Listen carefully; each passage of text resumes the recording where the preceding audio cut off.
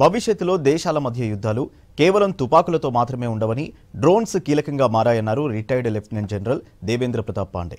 ప్రపంచంలోనే మొట్టమొదటి autonomous anti drone petrol వాహనం హైదరాబాద్లోని టీ హబ్లో లాంచ్ చేశారు. ఇంద్రజాల్ రేంజర్ డ్రోన్ వెహికల్ను Devendra Pratap, Indrajaal drone defence India founder and CEO Kiran Raju ప్రారంభించారు.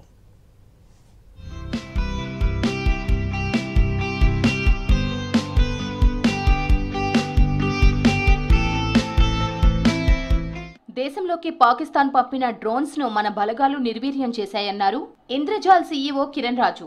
ఇంద్రజాల్ రేంజర్ వెహికల్ కూడా డ్రోన్స్ ను అడ్డుకుంటుందన్నారు. దేశ భద్రతలో ఇంద్రజాల్ రేంజర్ కీలక పరిణామమన్నారు. 26/11 దాడిలో ప్రాణాలు కోల్పోయిన వారికి నివాళులర్పించేందుకే ఈ రోజు లాంచ్ చేశామన్నారు Indrajaal drones defence India founder CEO Kiran Raj.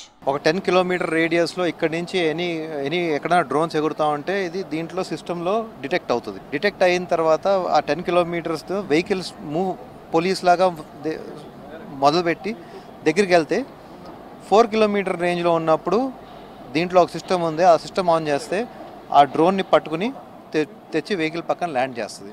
So దాన్ని బట్టి మనం ఏమన్నా ఇల్లీగల్ డ్రోన్స్ ఉంటే మనం పట్టుకోవచ్చు. సో బార్డర్ ఏరియాస్లో ఏమవుతుందంటే ఇల్లీగల్ డ్రోన్స్లో డ్రగ్స్, వెపన్స్ ఇవన్నీ బార్డర్ ఏరియా పాకిస్తాన్ నుంచి మన బార్డర్కి పంపిస్తూ ఉంటారు. సో దాంట్లో ఏంటంటే ఈ వెహికల్ అక్కడ బార్డర్లో పెట్రోల్ చేస్తూ ఉంటే ఆ డ్రోన్స్ని పట్టుకుని యాక్చువల్గా రీసెంట్గా కూడా మేము బీఎస్ఎఫ్లో అలానే చాలా డ్రోన్స్ని పట్టుకున్నాం. ఇదే కాకుండా వేరే counter drone, anti drone systems చాలా పెద్దవి చేసాం. కానీ ఇది ఏంటంటే ఆ personal project. Because drugs, weapons బార్డర్లో అనేది actually destroying our country.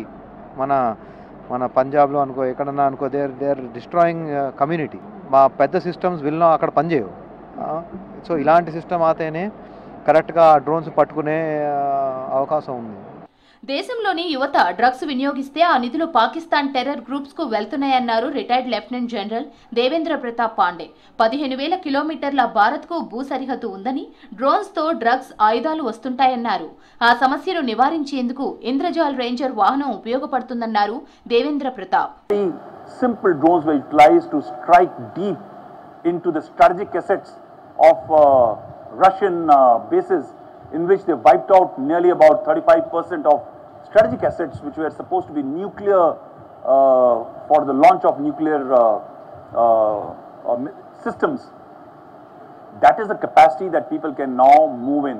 The wars of today and very fast of tomorrow are not going to be fought onto the borders. They will be fought deep into the hinterland, where the national resilience of a country is going to be tested, and they will like to win a war without actually fighting by striking.